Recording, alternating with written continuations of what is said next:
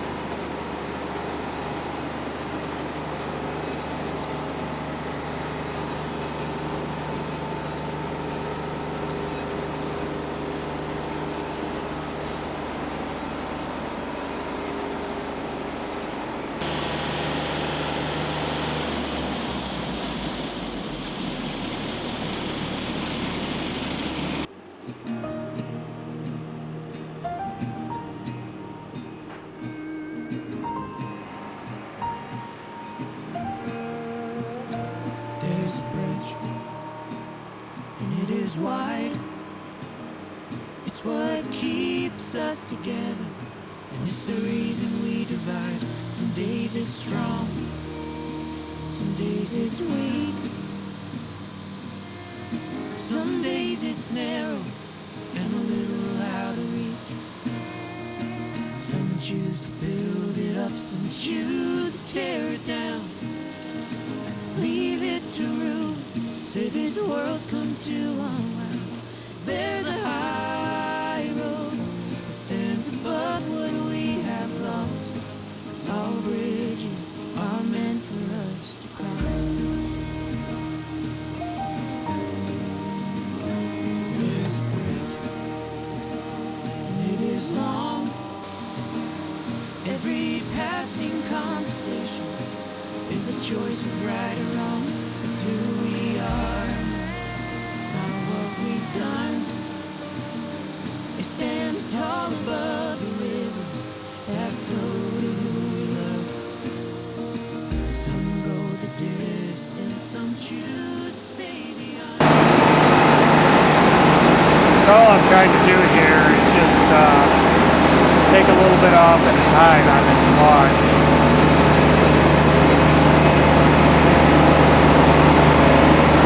Just so he has much to work with as he can to get his bear carved out of it.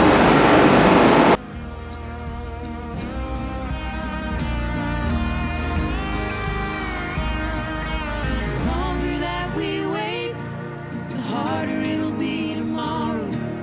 There's no guarantee how much time we have to borrow.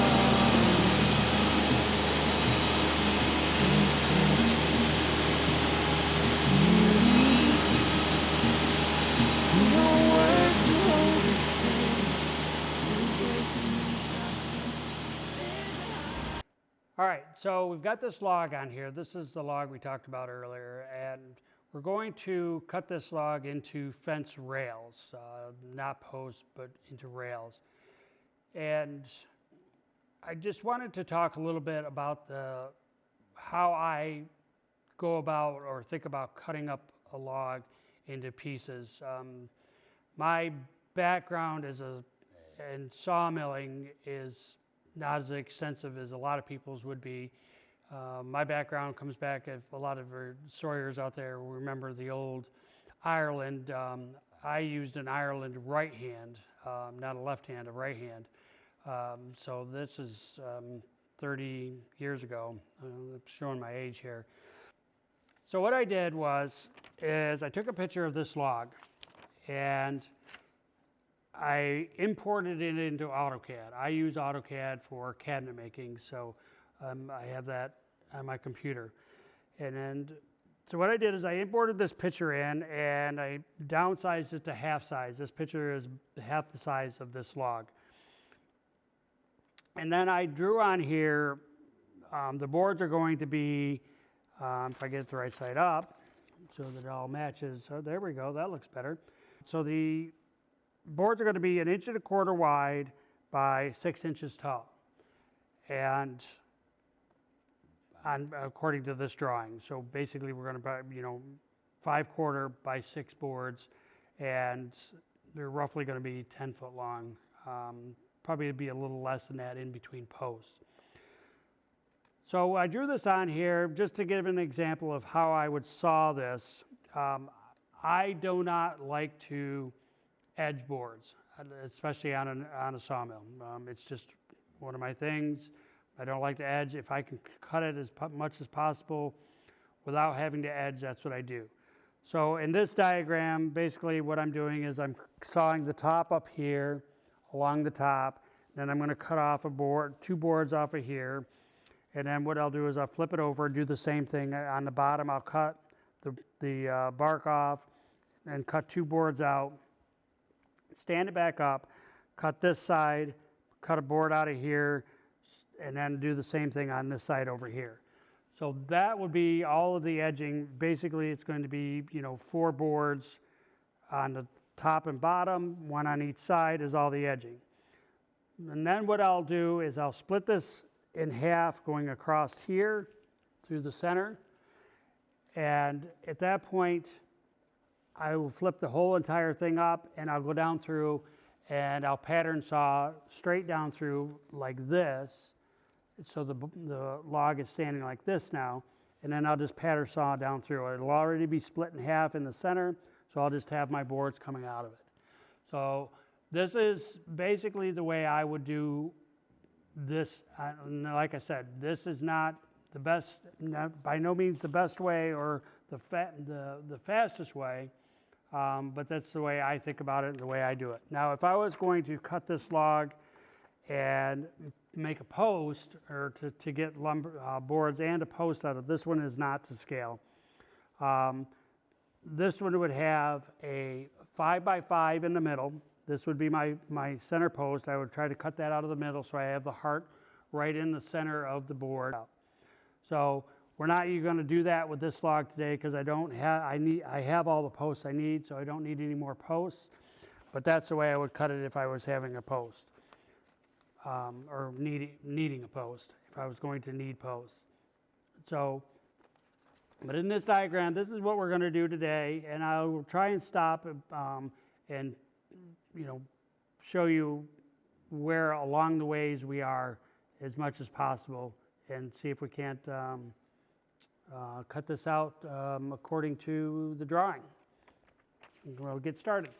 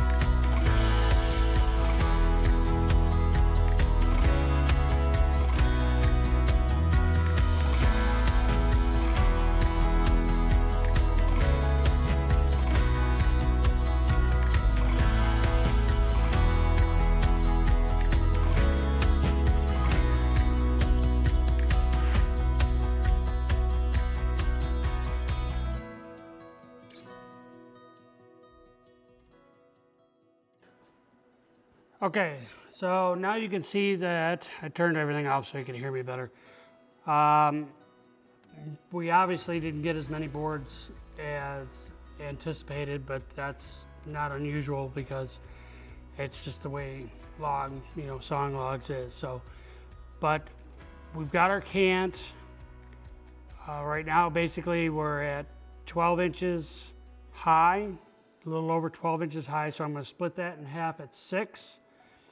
And then we'll flip both of those over and we'll cut our 1¼ boards off. So we'll get started with that.